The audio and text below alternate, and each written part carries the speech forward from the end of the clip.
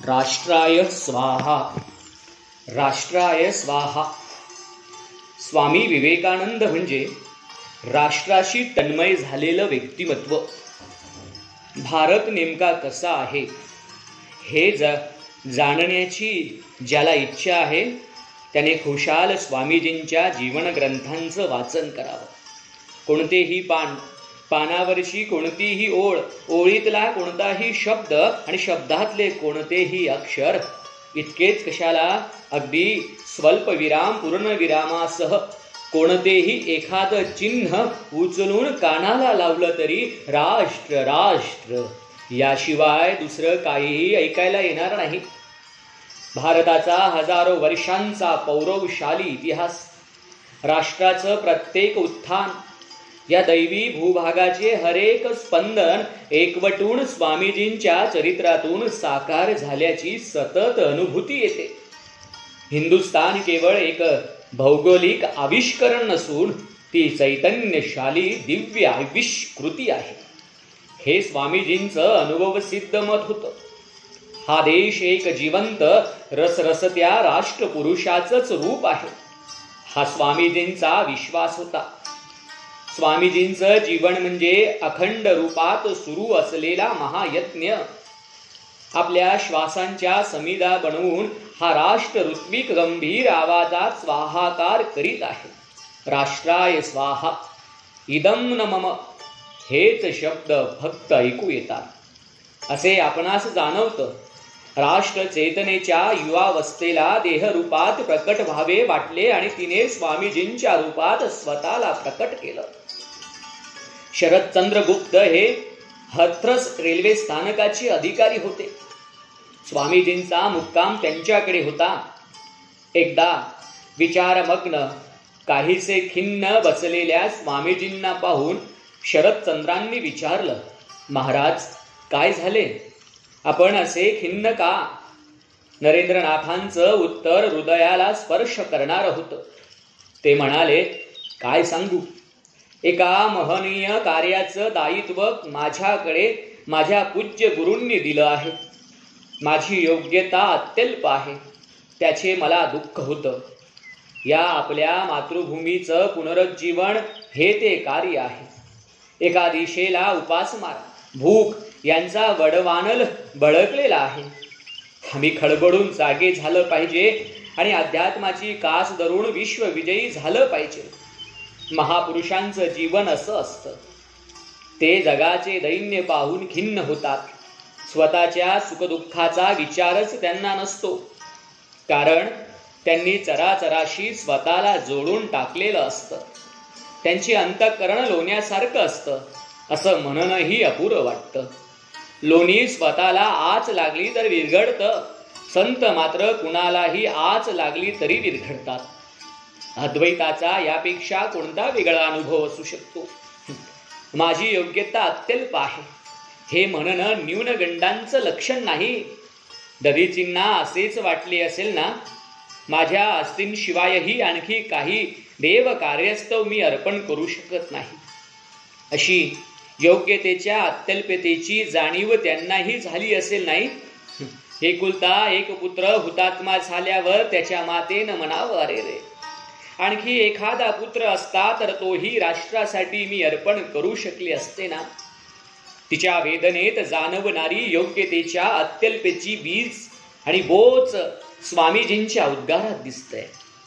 राष्ट्राच्या कणाकणाशी एकरूप झालेल्यांच्या मुखातूनच अशी तेजस्वी वेदना प्रकट होत असते. अशा महात्म्यांच्या आनंदही सामान्य यशातच नसतो, त्यांना ओढही विश्वविजयाचीच असते हो. म्हैसूरचे महाराज चामराजेंद्र ओडियार हे स्वामीजींच्या व्यक्तित्वानं भारून गेले होते. म्हैसूरचं ऐश्वर्य काय वर्णावं. अशा ऐश्वर्य संपन्न भूपतीने स्वामीजींना एकदा विचारलं, महाराज मी आपणाकरिता काय करू? प्रश्न सरळ होता. महाराजांना स्वामीजींसाठी काहीतरी करायचं होतं. मीपणाच्या सीमेत रमलेल्या कोणीही काय उत्तर दिले असते याची आपण सहज कल्पना करू शकतो. मी पण ओलांडून संस्थात्मक झालेली कर्तृत्ववान व्यक्ती काय उत्तर देईल याचाही अंदाज बांधता येऊ शकतो. परंतु राष्ट्रमय झालेल्या स्वामीजींच्या मनात काय आहे हे कसे कळावे? क्षणाचाही विलंब न लावता स्वामीजी म्हणाले, हिंदुस्थानला संपत्ती विपुल आहे. हिंदूंचे तत्वज्ञान आणि हिंदूंची संस्कृती जगात श्रेष्ठ ठरण्यासाठी आहे. अशा वेळी आज या देशाची स्थिती काय आहे? देशाला किती अवनत अवस्था आलेली आहे. आज अनेक सामाजिक सुधारणा करण्याची आवश्यकता आहे. आधुनिक शास्त्रीय दृष्टिकोन स्वीकारल्या केलीच चालणार नाही. आपल्या जवळचा अध्यात्म विचारांचा ठेवा उपलब्ध करून दिला पाहिजे. तसे बघितलं तर केवळा साधा प्रश्न, पण त्याच्या उत्तरातून आपल्या समोर येणारं स्वामीजींचं मन राष्ट्रस्पंदनाशी एकरस झाल्याचं जाणवत नाही काय? स्वामीजी सर्वधर्म परिषदेसाठी आगबोटीने अमेरिकेला निघाले होते. वाटेत त्यांची बोट कोबे म्हणजे जपान बंदरामध्ये थांबली. स्वामीजी तेथे उतरले. पुढच्या मुक्कामी याकोहामा येथे बोट गाठायची असा विचार करून त्यांनी जपानमधील ओकासा, कियोटो, टोकियो ही शहरे पाहिली. ही कुणा साधारण प्रवाशाची सहल असती तर त्याने पर्यटन स्थळ पाहिली असती किंवा त्याला तसेच चमकदार काही प्रभावित करून गेलं असतं. पण स्वामीजींनी पाहिलं, सद्यस्थितीबद्दल पूर्णपणे जागरूक जपानी लोक. त्यांच्या मनावर प्रभाव टाकला तो इतर देशातील तोफांपेक्षा काकणभरही कमी नसणाऱ्या तोफा निर्माण करणाऱ्या जपानी अधिकाऱ्याच्या शोधानं. आणि त्यांना जाणवलेलं सत्य होतं, देशाला जे जे लागेल ते देशातल्या देशात उत्पन्न करण्याचा जपानी लोकांचा निग्रह. स्वामीजींनी चेन्नईतील आपल्या शिष्याला याबाबत एक पत्र पाठवलं होतं. जपानचे धावते दर्शन घेऊन झाल्यावर ते आपलं मन त्या पत्रातून व्यक्त करताना लिहितात, हिंदुस्थानला आज कमीत कमी 1000 स्वार्थत्यागी तरुणांची अत्यंत आवश्यकता आहे. आपल्या देशामध्ये नवीन रचना निर्माण करण्यासाठी स्वार्थत्यागी तरुणांची अत्यंत आवश्यकता आहे. भुकेलेल्यांच्या पोटात अन्न मिळावं, निराश्रितांना सहानुभूती मिळावी, सर्व समाज प्रगतिशील व्हावा, यासाठी आमरण झटणारे कर्तृत्व संपन्न स्वार्थत्यागी तरुण.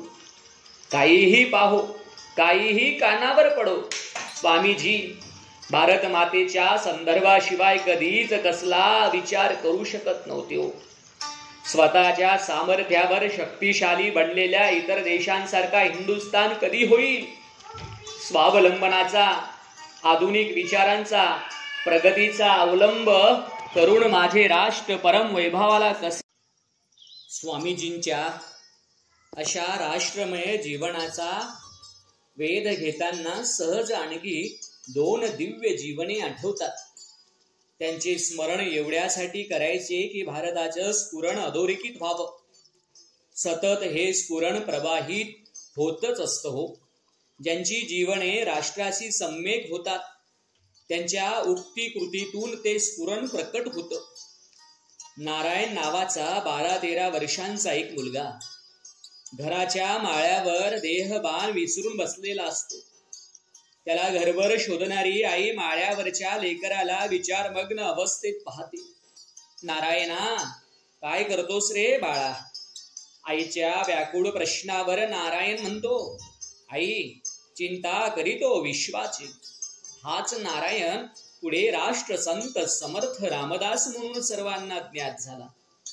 काळ्या पाण्याची शिक्षा एवढे ऐकताच अट्टातले अट्टल गुन्हेगार चळाचळा कापू लागत. अंदमानाचा किनारा दिसू लागताच अक्षरशः गलित गात्र होत. अशा वेळी 50 वर्ष काळ्या पाण्याची शिक्षा झालेला एक गुन्हेगार अंदमानाचा किनारा पाहताना म्हणतो, भारत स्वतंत्र झाल्यावर येथे भारताचा नाविक तळ उभा केला पाहिजे. केवढी योग्य जागा आहे ही. स्वतःच्या जीवघेण्या शिक्षेचे साधे स्मरणही न ठेवता देशाच्या नाविक तळाचा विचार करणारा हा गुन्हेगार पुढे स्वातंत्र्यवीर सावरकर म्हणून विख्यात झाला. स्वामीजी समर्थ स्वातंत्र्यवीर यांच्या जीवनातून प्रकटणारं हे राष्ट्र चैतन्याचं स्फुरण आश्चर्य वाटण्यापुरतं ध्यानात घेऊन चालणार नाही. ही सारीच मंडळी आपल्यासारखीच हाडा मांसाची होती. मग असे काय घडले की राष्ट्र भावनेच्या प्राकट्यासाठी ते साधन झाले. एक छोटीशीच गोष्ट त्यांच्यामध्ये आपल्यापेक्षा जास्त होती. त्यांनी त्यांच्या अस्तित्वाचं रेडिओ सेट मनापासून नॅशनल फ्रिक्वेन्सीशी कायमचं जोडून टाकलं होतं. सनातन भारतवर्षाला बोलावं वाटलं की तो अशा विभूतींच्या मुखातून बोलत असतो. आजही हे घडतं, उद्याही घडणार. ही व्यक्तिमत्वे राष्ट्रवाणीची मुख्य प्रसारण केंद्र असतील तर ती मी किमान उपकेंद्र होण्याचा प्रयत्न करायला काय हरकत आहे. उपकेंद्रावर स्वतंत्र नव्या कार्यक्रमाची निर्मिती प्रारंभी होत नसते, पण ही उपकेंद्रे मुख्य केंद्राच्या कार्यक्रमांचं सहक्षेपण करू शकतात, पुनःप्रसारणही करू शकतात. हे करता करताच ही उपकेंद्रे मुख्य केंद्रे बनतात. स्वामीजींनी आपल्यासाठी एवढं कार्यक्रम ध्वनिमुद्रित करून ठेवले आहेत की येथे कित्येक वर्ष आपण 24 तासांचं प्रक्षेपण केंद्र चालवू शकतो. आपल्या अस्तित्वाचं प्रसारण केंद्र, राष्ट्रीय विचारांचं प्रसारण केंद्र बनवण्याची तयारी मात्र हवी. स्वामी विवेकानंदांना स्वतःसाठी काय मिळवायचं होतं? त्यांना कोणता मोह होता? त्यांना मोह होता भारताला जगाच्या गुरुपदी बसवण्याचा. हाल अपेष्टात असताना आणि कीर्ती शिखरावर असताना स्वामीजींचं अनुसंधान राष्ट्राशीच जोडलं होतं. सर्व धर्म परिषदेतील स्वामीजींच्या पहिल्या भाषणानं भारावून गेलेल्या शिकागो शहरातील एका धनाढ्य व्यक्तीनं स्वामीजींना अगत्यपूर्वक आपल्या प्रासादात राहण्यासाठी नेलं. तेथे सारा थाट मोठा राजेशाही होता. सर्व सुख सोयींनी युक्त असे शयनगृह स्वामीजींसाठी सज्ज होतं. सर्वत्र झालेले स्वागत गुणगान स्वामीजींच्या भोवती दरवळत होतं. सुख पायाशी धावून आलं होतं. स्वामीजींनी शयनगृहात प्रवेश केला. परांच्या गादीवर अंग टाकलं. त्या सुखद मुलायम शय्येवर पहुडताच त्यांच्या उरीचा आक्रोश प्रकट होऊ लागला. दारिद्र्यात होरपडणारा माझा हिंदुस्तान आणि श्रीमंतीत लोळणारी अमेरिका का माझ्या देशाच्या भाळी हे दैन्य का? अंगाखालची गादी भाल्यासारखी खुपू लागली. स्वामीजींनाही न कळत उशींवर अश्रूंचा अभिषेक सुरू झाला. हावेगानं ते शय्येवरून उठले. खिडकीशी जाऊन ते दूरचा वेध घेऊ लागले. भोग श्रीमंतीच्या दाटलेल्या भोवतीच्या तिमिरातून दूरच्या पूर्वेला होणाऱ्या उषक कालाची क्षीणशी चाहूल दिसते का, हेच जणू ते बघत असावे. पण दूरवर फक्त अंधार, दुःख अनावर झाले. पायातली शक्ती संपूर्ण जावी तसं झालं. तेथेच ते पडले. स्पुंदत ते आक्रंदू लागले. आई, माझी मातृभूमी जोपर्यंत भीषण दारिद्र्याच्या दुःखात आहे तोपर्यंत मला मिळणारं यश आणि कीर्ती यांची काय किंमत? मुठभर तांदुळा करता आमच्या देशातील लाखो लोकांना मरावं लागत आहे आणि ह्या ठिकाणी एका सामान्य व्यक्तीच्या क्षुद्र सुखाकरता लाखो रुपये खर्च होत आहे. हिंदुस्थानातल्या समाजाचा उद्धार कोण करेल? त्यांना पुरेसं अन्न पाणी कोण देईल? हे आई, त्यांना मदत कशी करावी याचा मार्ग मला दाखव. असे उदाहरण जगास दुसरे कुठले सापडू शकेल सांगा? जोगेशचंद्र दत्त नावाचे स्वामीजींचे एक मित्र होते. स्वामीजी नैनिताल येथे काही काळाच्या वास्तव्यास होते. दत्त यांनी स्वामीजींची भेट घेण्यासाठी नैनिताल गाठलं. भेट झाली तेव्हा स्वामीजी दत्तांशी काय बोलले? स्वतःची प्रकृती, दत्तांचे कुशल मंगल, थोडे झाले असेल असं बोलणं, पण मुख्य विषय होता देशस्थितीचा. स्वतःची देशस्थिती सुधारण्याकडे हिंदूंचं दुर्लक्ष होत असल्याचा अपार खेद स्वामीजींना होता. खास करून उद्योगाबाबतचे मागासले पण त्यांना अधिक बोचत होतं. बोलता बोलता स्वामीजींच्या डोळ्यातून अश्रू ओघळू लागले. ह्या बेटी संबंधीची आठवण सांगताना जोगेशचंद्र दत्त लिहितात, कधीही विसरता न येणाराच तो प्रसंग होता. सर्व संघ परित्यागी असणाऱ्या स्वामीजींच्या अंतकरणातील गाभाऱ्यात हिंदुस्तानची चिंता सदैव जागृत होती. हिंदुस्तान हाच त्यांच्या आत्मप्रतीचा आणि आत्मीयतेचा एकमेव विषय होता. त्याच्यासाठी त्यांनी अश्रू ढाळले, त्याच्यावर प्रेम केलं आणि त्याच्यासाठीच मरण पत्करलं. राष्ट्रप्रेम त्यांच्या हृदयातून धगधगत होतं. त्यांच्या नसानसातून हिंदुस्तानची चिंता वाहत होती. हिंदुस्तान आणि स्वामीजींचं जीवन यामध्ये तद्रूपता झाली होती. स्वामीजींना ओळखणाऱ्या प्रत्येकाला हाच अनुभव येत होता. खरोखरच राष्ट्रीय धारेशी इतकी समरसता साधलेलं जीवन अत्यंत विरळेच असतं. त्यांच्या याच समर्पणशील स्वभावामुळे त्यांच्या आचार विचारास उदात्तता लाभली. त्याचे यथार्थ वर्णन उच्च उज्ज्वल हिमशिखरासम देवता की दिव्य गरिमा तुम स्वयं ही बन गए थे ध्येय की साकार प्रतिमा या काव्य पंक्तीनेच होऊ शकतं. हो, स्वामीजी ध्येयाची साकार प्रतिमाच होते. त्यांचा राष्ट्राचा ध्यास त्यांच्या एकांत साधनेतही उफाळून येत होता. फार कठीण आहे हे. योगी ध्यानमग्न होतो तेव्हा त्यास होणारी ब्रह्मतत्वाची अनुभूती शांत आणि सौम्य असते. हो, नाद हा नाद जो आहे हा नाद अनाहताचा असतो, एक विलोभनीय गंधमय असता. स्वामीजींच्या ध्यानावस्थेतील अनुभव काय असावा? स्वामीजींची एक प्रसिद्ध कविता आहे, जगत जननी काली असे त्या कवितेचं नाव आहे. स्वामीजी ध्यानस्थ होते. कुंडलिनी जागृतीचा तो क्षण होता. आत प्रखेर आवेग होता. त्या साऱ्या अवस्थेचे या कवितेत प्रकटीकरण झालं आहे. काय आहे ती कविता? ही कविता म्हणजे सर्वसंहारक प्रलयंकारी जन्मातीला केलेलं आव्हान आहे. नरमुंडधारी कालीची उपासना हरवून बसलेला समाज वीर्यहीन पराक्रमहीन झाला असल्याने पुनरपि तो शक्ती भारित व्हावा अशी कामना या कवितेत. त्याचसाठी आपल्या समाजाने असुर मर्दिनी तांडव नृत्य करणाऱ्या कलाद्रष्टम आईचेच चरण धरलं पाहिजे हा आग्रह या कवितेत आहे. ते म्हणतात, अरे जो संकटावर प्रेम करतो, मृत्यूला आलिंगन देतो, विश्वसंहारक त्रिच्या तालावर नाचतो, त्याच्याकडेच आई येईल, त्यालाच ती कुशीत घेईल. यापेक्षा अधिक मोठा पुरावा कोणता असेल की ज्यामुळे स्वामीजींचं राष्ट्र तद्रूपता कळून येईल? अशा तद्रूपतेचं फळ म्हणूनच त्यांचे राष्ट्रचिंतन आपल्या हाती लागतं. या चिंतनशील शब्दन शब्द मंत्रोण बनून गेला आहे.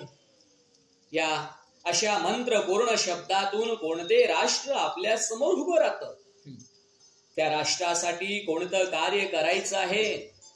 स्वामी विवेकानंदांनी अत्यंत विस्तृतपणे हा मार्ग आपल्या समोर मांडला आहे. ते म्हणतात, लक्षात असू द्या की हे राष्ट्र झोपड्यात राहते. एखाद्या देशाचं भवितव्य तेथील लोकांच्या परिस्थितीवर अवलंबून असतं. आपण इथल्या गरीब निम्नस्तरीय लोकांबद्दल काय मत बाळगून असतो याचा विचार केला की माझ्या छातीत कोण वेदना झाल्या म्हणून सांगू? त्यांना वर यायला संधी नाही, सुटका नाही किंवा कुठलाही मार्ग नाही. त्यांना कोणी मित्र नाही किंवा कोणीही मदत करणारा नाही. दररोज ते खोलवर बुडत चालले आहेत. इथल्या विचारवंतांनी हे सारं पाहिलं आहे, परंतु दुर्दैवानं त्यांनी ते सारे पाप अपश्रेय हिंदू धर्माच्या दाराशी ठेवलं आहे. त्यांच्या मते यातून प्रगतीचा एकच मार्ग म्हणजे जगातला हा सर्वोत्कृष्ट धर्म नष्ट करणे. माझे म्हणणे ऐका मित्रांनो, परमेश्वर कृपेने मला हे रहस्य उमगलं आहे. या अवनतीत धर्माचा दोष नाही. या उलट हा धर्म अशी शिकवण देतो की या जगातील इच्छयावत अस्तित्व असलेली प्राणीजात म्हणजे तुमचीच अनेक झालेले रूपे होत. वेदांतातील एकत्वाचा राष्ट्रीय उत्थानासाठी असा नेमकेपणाने अन्वयार्थ लावणारा दुसरा वेदांती शोधूनही सापडणार नाही. पुरुषार्थ चतुष्ठ्याचे राष्ट्रभक्तीशी विलिनीकरण करणारा राष्ट्रद्रष्टा तरी दुसरा मला दिसत नाही. आजही थोड्याफार फरकाने हेच चित्र आपल्याला दिसून येतं. परकीय चिंतन पद्धतीचा अंधत्वाने अंगीकार करण्याची सवय लागल्यानं आपले राष्ट्रीय प्रश्न आपण आपल्या राष्ट्रीय उपचार पद्धतीने सोडवायचे असतात एवढे व्यावहारिक भानही आपणास राहिलेलं नाहीये. कोणत्याही समस्येचे खापर आपण लीलया धर्माच्या माथ्यावर फोडत असतो. एकाच व्याधीसाठी दोन वेगवेगळ्या व्यक्तींना एकच औषध चालत नाही. व्यक्तीनुसार औषधात फरक करावा लागतो. किमान मात्रा तरी कमी अधिक करावी लागते. हा उपचार विवेक फार महत्वाचा आहे. पण धर्म सॉफ्ट टार्गेट आहे ना, मग लगावून द्या चार टोले. अशीच अवस्था सर्वत्र दिसून येते. याचा एक विचित्र परिणाम काय दिसून येतो की धर्मविषयक मूलभूत चिंतन नसणारे धर्मविधिज्ञ धर्माच्या नावाने रूढ झालेल्या चुकीच्या बाबींची वकिली हिरविणे करायला सरसावतात. यात उभयपक्षी धर्म संकल्पनेचीच हानी होते हो. राष्ट्रासमोरील प्रश्नांचा विचार करताना म्हणूनच स्वामीजी फार सावध भूमिका घेतात. ते म्हणतात, नष्ट करू नका, मोडतोड करू नका. तुम्ही जर कोणाला मदत करू शकत नसाल तर निदान अपाय तरी करू नका. एखादी व्यक्ती कुठल्या पायरीवर आहे हे पहा व तिथून त्या व्यक्तीला वर येण्यासाठी मदत करा. हे विचार वाचत असताना श्रीमद भगवद्गीता बुद्धिभेदाला मोठे पाप का समजते हेच लक्षात येतं. राष्ट्रकार्यात भिंती नव्हे पूल बांधण्याची गरज असते. स्वामीजींच्या समन्वयाची संकल्पना म्हणजे राष्ट्र रामायणातील अद्भुत सेतू बंधनच आहे. भारत भक्ती हा स्वामीजींचा प्राण आहे. या प्राणाच्या प्रभाव क्षेत्रात जो म्हणून आला तो याच भक्ती रंगात रंगून गेला. सुंदर सुगंध असलेली फुले काही काळासाठी ओंजळीत घेतली तर तेवढ्यासाठी पुष्प सहवासाने ओंजळ गंधमयी होऊन जाते. राष्ट्रचंद्राच्या दर्शनानं उत्फुल्ल होणाऱ्या स्वामीजींच्या जीवन कमल पुष्पाची दादू अशीच होती. या संदर्भात भगिनी ख्रिस्तीन यांचे मनोगत आवर्जून पाहण्यासारखं आहे. स्वामीजींच्या सुमधुर आवाजात सर्वप्रथम भारत हा शब्द आम्ही ऐकला. त्याच क्षणी आमच्या मनात भारतावरील प्रेम निर्माण झालं. या शब्दात किती अर्थ दडले होते. त्यात प्रेम, स्नेह, अभिमान, उत्सुकता, आदरभाव, शोकांतिका, धैर्य, शौर्य एवढे भाव दडले होते. एखादा मोठा ग्रंथ सुद्धा दुसऱ्या व्यक्तीच्या ठिकाणी अशी भावना व्यक्त करायला समर्थ झाला नसता. आणि त्यानंतर आम्हास भारत म्हणजे एक हृदयापासून आवडणारी भूमी वाटू लागली असे ख्रिस्तीन म्हणतात. ही किमया उच्चारलेल्या नुसत्या शब्दांची थोडीच असते. जे द्यायचं त्या देणाऱ्या हृदयात शिगोशिक असायला हवं. ते सहज हवं, अकृत्रिमही हवं. स्वामीजींचं हृदय भारत भक्तीने ओसंडून वाहत होतं. त्याचमुळे त्यांच्या सहवासात येणारा प्रत्येक जण भारत भक्तीने चिंब होत असे. स्वामीजींसाठी भारतवर्ष सर्वतोपरी होतं.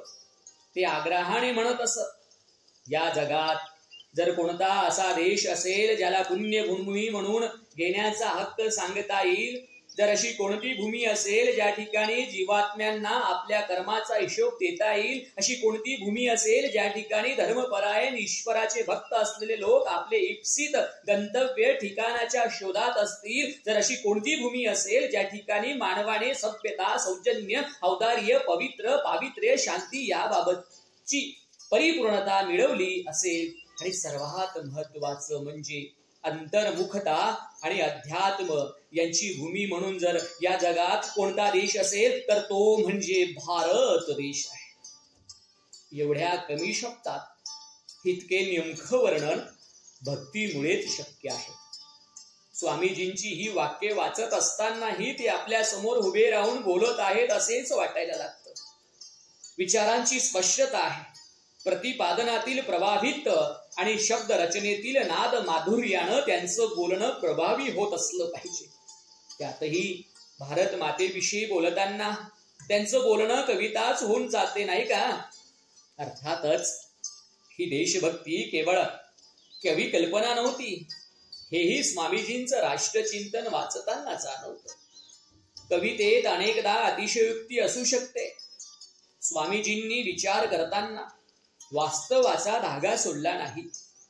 त्यामुळे कुठेही काही उदात्त उत्तम दिसलं की त्याचे आग्रही प्रतिपादन देश बांधवांसमोर करून त्या उदात्ततेचे अनुकरण करण्याची प्रेरणाही ते देत.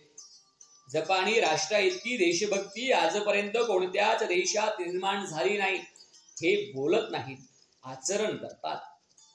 त्या देशासाठी सर्वस्वाचा ते जपानी लोक त्याग करतात. राष्ट्राच्या ऐक्यासाठी तेथील सरदारांनी आपले राजकीय अधिकार आणि सत्ता बादशाला आपण होऊन सुपूर्द केली आहे. जपानच्या लढाईमध्ये एकही विश्वासघातकी निघाला नाही हे ध्यानात घेण्यासारखं आहे, असे स्वामीजींनी म्हटल्याचं भगिनी निवेदितांच्या टिपणांमध्ये आहे. भारतीय स्वातंत्र्याच्या चळवळीत संस्थानांच्या विलिनीकरणाचा प्रश्न कळीचा बनला होता हे आपल्याला आठवत असेल. हैदराबादचं विलिनीकरण सैन्य पाठवून करावं लागलं होतं. काश्मीरचा प्रश्न तर अजूनही तलवार बनून देशाच्या डोक्यावर टांगता राहिलेला आहे. जयचंद जागोजागी उगवलेले दिसतातच. स्वामीजी जपानच्या ज्या गुणवत्तेची प्रशंसा करतात ते गुण भारतीय समाजात निर्माण व्हावेत अशीच त्यांची तळमळ असते. आपल्याकडे 15 ऑगस्ट आणि 26 जानेवारीला देशभक्तीची भरती येते. संकट प्रसंगी ती उसळतेही, परंतु रोजच्या जीवनात साध्या साध्या व्यवहारात ती प्रचितीला येत नाही. म्हणूनच देशभक्ती स्वभाव बनायला हवी, ध्यास आणि धर्म बनायला हवा. तो तसा बनल्याचे रूप आहेत स्वामीजी आणि तसे बनण्याचा मार्गही आहेत स्वामीजी. भारताला नवतारुण्य प्राप्त व्हायचं असेल तर स्वामीजींचे अनुयायी व्हायला हवं. स्वामी विवेकानंदांनी भारतीय समाजातील दोषांवर, राष्ट्रीय उत्थानाच्या मार्गावरील गतिरोधकांवर कडाडून प्रहार केले आणि अमेरिकेच्या, ब्रिटिशांच्या गुणवत्तेची प्रशंसाही केली. पण तत्कालीन सुधारकांच्या, भारत निंदकांच्या बोलण्याची वा पाश्चात्य स्तुती परणायांच्या विचारांची स्वामीजींच्या बोलण्याशी तुलना होऊ शकणार नाही. स्वामीजींना भारताची बलस्थाने पुरती ठाऊक होती व पाश्चात्यांच्या दुखऱ्या नसांवरही त्यांनी नेमकं बोट ठेवलं होतं. पाश्चात्य आणि पौरात्य आचार विचारातील भेद स्वामीजींनी अचूकपणे टिपला होता. ते म्हणतात, 20 वर्ष एकांतात राहिल्यावर मनुष्य वेडा होऊन जाईल ही पाश्चात्य कल्पना आहे, तर 20 वर्ष केवळ एकांतात काढविल्यानं तो शुद्ध बुद्ध मुक्त होणार नाही ही हिंदू कल्पना आहे. पाश्चात्य दुःखाची पूजा आचरतात. पाश्चात्य देशातील सामाजिक जीवन वरवर आनंदपूर्ण दिसतं, पण त्याच्या गाभ्यात दुःखाची आर्तता आढळून येते. आमच्याकडे बरोबर दुःख दिसेल, पण त्याच्या मुळाशी एक निश्चिंतता व सौख्य आहे. आज सगळ्यांच्या अनुभवाला हेच सत्य येत आहे. अध्यात्माच्या पारमार्थिकतेच्या क्षेत्रातील महापुरुषांकडे पाहण्याचा स्वामीजींचा दृष्टिकोन त्यांच्या राष्ट्रचिंतनाला साजेसाच आहे. सुधारकांच्या वाचाळतेबाबत स्वामीजी जे म्हणाले त्यात त्यांच्या दृष्टिकोनातील वेगळेपण समजून येतं. गर्जना करून हा नरसिंह विचारतो, काय भारताला कधीतरी सुधारकांची उणीव पडली आहे काय? आपण भारताचा इतिहास पाहिला आहे काय? रामानुजाचार्य कोण होते? शंकराचार्य कोण होते? गुरु नानक कोण होते? चैतन्य महाप्रभू, कबीर कोण होते? भारताच्या आकाशात अत्युज्वल ताऱ्याप्रमाणे एकामागून एक चमकून गेलेले हे सर्व महान उपदेशक कोण होते? त्यांनी आयुष्यभर चांडाळांना सुद्धा आपल्या पंथात सामावून घेण्याचा प्रयत्न केला नाही काय? फरक हाच आहे की त्या सर्वांच्या कार्यात हल्लीच्या सुधारकांप्रमाणे अवडंबर नव्हतं. आजच्या सुधारकांप्रमाणे त्यांच्या तोंडी शिव्या शाप नव्हत्या, तर आशीर्वाद होते. तुम्ही दुष्ट आहात आणि तुम्हाला चांगलं व्हायचं आहे असे ते कधी म्हणाले नाहीत. तुम्ही चांगले आहातच, आता अधिक चांगले व्हा असे सांगणारे सुधारक येथे वारंवार होऊन गेले आहेत.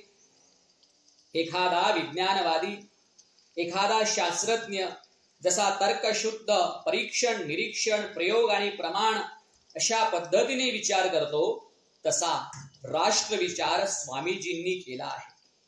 त्यांनी मांडलेला विचार त्यामुळेच चटकन पटतो आणि केवळ सिद्धांत म्हणून तो न राहता त्याचे उपयोजनही होतं. जसे ते म्हणतात, तो एक व्यक्तीप्रमाणे प्रत्येक राष्ट्राचं एक विशिष्ट जीवन ध्येय असतं. ते त्याच्या जीवनाचं केंद्र असतं. हे ध्येय त्याच्या जीवन संगीतातील मुख्य सुराप्रमाणे असतं.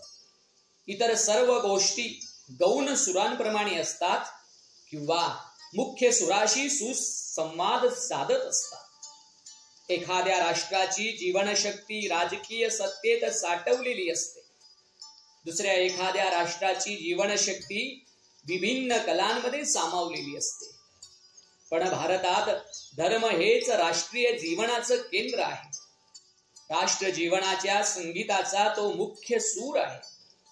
म्हणून तुम्ही जर धर्माला बाजूला सारून राजकारण, समाजकारण किंवा आणखी काही जीवनाचं केंद्र म्हणून स्वीकाराल तर तुमचा पूर्णपणे नाश होऊन जाईल. स्वामीजींची ही धर्म कल्पना, रिलिजन या अर्थी घेता येत नाही. स्वामीजी संप्रदाय वा उपासना पद्धतीला धर्म म्हणत नाहीत. तुम्ही सदैव लक्षात ठेवा की धर्म हा वाद विवादात नसतो. तो मतमतांतरात अथवा ग्रंथातही नसतो, तर तो आत्मसाक्षात्कारात असतो. धर्म नुसत्या विद्वत्तेत नसून तो आत्म्याशी एकरूप होण्यात आहे. हे स्वामीजींचे मत मुळीच दृष्टीआड करता येणार नाही. स्वामी विवेकानंदांच्या जीवनाचं ध्येय राष्ट्रोद्धाराचं, राष्ट्रोत्थानाचं होतं. शृंखलेची शक्ती तिच्यातील दुबळ्या दुव्याच्या शक्तीवरून ताणली जाते. प्रत्येक दुवा दणकट भक्कम असेल तर ती त्या साखळदंडाची शक्ती मानली जात नाही. उलट ताण पडताच जी तुटते तीच कळीची शक्ती मोजली जाते. राष्ट्र मुठभर धनिक वा पसाभर पंडितांच्या शक्तीने मोजले जात नाही. राष्ट्रातील दुर्बल घटक हेच शक्तीचे मोजमाप असतं. म्हणूनच श्री रामकृष्ण परमहंसांच्या शिकवण व माताजी शारदा माता यांची प्रेममय कृपा यांच्यातून स्वामीजी एका निष्कर्षाला आले होते. तो निष्कर्ष म्हणजे राष्ट्र बलवान करायचे तर राष्ट्रातील सर्वात दुर्बलास सबल बनण्याची संधी द्यावयास हवी. अर्थ आणि ज्ञानाने, जातीपातीच्या भेदाने दडपला गेलेला सामाजिक स्तर जसा दुर्बल, तसाच रूढीग्रस्ततेने पिचलेली स्त्री वर्ग ही दुर्बलच. अशा सर्वच दुर्बलांना समर्थ बनवून राष्ट्र समर्थ बनेल यावर स्वामीजींची निष्ठा होती. दरिद्री नारायण आणि भारत माता यांना केंद्रस्थानी ठेवूनच स्वामीजींनी आपल्या आयुष्याची वाटचाल केली. राष्ट्राचा विचार म्हणजे दुर्बलांचा विचार आणि उपेक्षित पददलित स्त्रिया यांचा विकास म्हणजे राष्ट्राचा विकास, हे सूत्र समोर ठेवून त्यांनी मार्गक्रमण केलं. प्राचीन वैभवाचे स्मरण देत वर्तमानातील वैगुण्यावर प्रकाश टाकत भविष्याचा वेध घेणारे स्वामीजी म्हणतात, पुष्कळदा मला सांगण्यात आलं की भूतकाळाकडे पाहिल्याने अधोगती होते, म्हणूनच नेहमी नजर भविष्य काळाकडे ठेवली पाहिजे. हे तर खरेच आहे, पण भूतकाळाच्या पायावरच भविष्याची उभारणी होत असते. म्हणून शक्य तेवढा भूतकाळाचा मागोवा घ्या. भूतकाळातील ज्ञानाच्या शाश्वत झऱ्यांचे जल अखंड प्राशन करा आणि समोर पहा. पुढे पुढे चला. भारताला पूर्वीपेक्षाही अधिक तेजस्वी, अधिक थोर, अधिक उन्नत बनवा. पतनाच्या कालखंडातून आपल्याला जावं लागेल, पण यातूनच भावी भारत जन्माला येत आहे. तो अंकुरित होत आहे. पहिली कोळी पाने बाहेर पडली आहेत आणि एक बलवान, विशाल व ऊर्ध्व मूल असा अश्वत्थ वृक्ष तेथे दिसू लागलेला आहे. स्वामीजींचं असं चिंतनच त्या अश्वत्थ वृक्षाचं खत पाणी आहे, त्या वृक्षाचा आधारही आहे. स्वामीजींचं राष्ट्रचिंतन वाचलं की आपल्याला जीवनदेय गवस्त उच्च मातेच्या अर्चनेतील आपण एक उपकरण आहोत. उंच शिखर दिसते आहे, पण ते स्थान मी घेणार नाही. मंदिराच्या सुंदर चित्रांनी सजवलेल्या भिंती आहेत, पण मी ती शोभा बनवू इच्छित नाही. प्रिय आईच्या पायीचा धुलीकण होण्यातच मला धन्यता वाटते. जननीची आरती होत आहे, मी गीत बनून काय करू? पुष्पमाळा चढविली जात आहे, मी फूल बनून काय करू? त्या मालेचा मी एक तंतू आणि आरतीचा मी एक स्वर मात्र बनू पाहतो. हे जीवन ध्येय गवसलं की स्वामीजींचे ते घनगंभीर शब्द कानात घुमू लागतात. ते दिव्य शब्द. आपली थोर भारत माताच, आपली थोर भारत माताच आपली आराध्य दैवता असली पाहिजे. अन्य सर्व देव देवता काही काळ आपल्या मनातून दूर राहू द्या. आपला समाज हेच एकमेव जागृत दैवत आहे. त्याचे हातपाय सर्वत्र आहेत, त्याचे कान सर्व ठिकाणी आहेत, त्याने सर्व काही व्यापलं आहे. बाकी सर्व देव निद्रिस्त आहेत. व्यर्थच अशा देवतांच्या मागे आपण धावत आहोत. पण भोवताली पसरलेल्या विराट अशा परमात्म्याला मात्र आपण पूजित नाही. ज्यावेळी आपण या विराटाची पूजा करू, त्यावेळीच बघ अन्य देवतांचीही पूजा आपण करू शकू. अर्धा मैलही आपल्याला धड चालता येत नाही आणि हनुमंताप्रमाणे समुद्र पार करण्याची आपण इच्छा बाळगत आहोत. हे शक्य नाही. प्रत्येक जण योगी बनू पाहत आहे, प्रत्येक जण ध्यानस्थ होऊ पाहत आहे. ते अशक्य आहे. दिवसभर जगातील व्यवहार पाहावयाचे, कर्मे करावयाची आणि संध्याकाळी नाक दाबून बसायचं. इतके का हे सुलभ आहे? तुम्ही नाकाने 3 वेळा प्राणायाम केलात म्हणून ऋषींनी हवेतून उडत यावे काय? ही काय थट्टा आहे? हा सर्व मूर्खपणा आहे. आवश्यकता आहे ती चित्तशुद्धीची, हृदयाच्या पावित्र्याची. हे कसे होईल? प्रथम आवश्यक आहे विराटाची पूजा, आपल्या भोवताली असणाऱ्या सर्व जीवांची पूजा. पूजा हा शब्दच या ठिकाणी योग्य आहे. दुसरा कोणताही शब्द चालणार नाही. माणसे व पशु हे सारे आपले देव आहेत आणि ज्यांची आपण सर्वप्रथम पूजा करावी असे देव म्हणजे आपले देशबांधव होत. परस्परांचा मत्सर करण्याऐवजी, परस्परांशी कलह करत बसण्याऐवजी या देश बांधवांची पूजा आपण केली पाहिजे. मत्सर व कलह आपले भयंकर दुष्कर्म आहे, ते सोडून विराटाची पूजा करू. स्वामीजींच्या राष्ट्रचिंतनाचा हा चरमबिंदू आहे. त्यांचे विचार कृतीत आणण्याचा संकल्पच उत्थानाच्या दिशेनं टाकलेलं पहिलं पाऊल आहे. तन मन धन समर्पित करूनच मातृवंदना होऊ शकते. या पवित्र देशात जन्म झाल्याचे खरे सार्थक मातृवंदनेतच आहे. अवघ्या मनुष्य जन्माचं सार्थक विराटाची पूजा करण्यात आहे. मायभू सर्वस्व मानून मुखातून एकच भाव प्रकटावा. मा भारती की स्वर्णिम माटी हमें है चंदन, माटी हमारी पूजा, माटी हमारी वंदन. भारत पुन्हा उठेल, संदेहच नाही. पण जळाच्या शक्तीने नव्हे, चैतन्याच्या शक्तीने दंस विनाशाचा झेंडा नाचवून नव्हे, शांती प्रेमाची विजय पताका फडकवीत एक जिवंत दृश्य मात्र माझ्या दृष्टीला दिसत आहे. ते हे की आपली ही प्राचीन भारत माता पुनश्च जागृत झाली आहे. नवसंजीवन लाभून पूर्वीपेक्षाही अधिक महिमाशाली होऊन आपल्या सिंहासनावर गौरवानं अधिष्ठित झाली आहे. शांतीच्या आणि आशीर्वादांच्या शब्दांनी समस्त वसुधा तलावर तिच्या शुभ नामाचा जयघोष करा. भारत मातेचा जयघोष करा. धन्यवाद.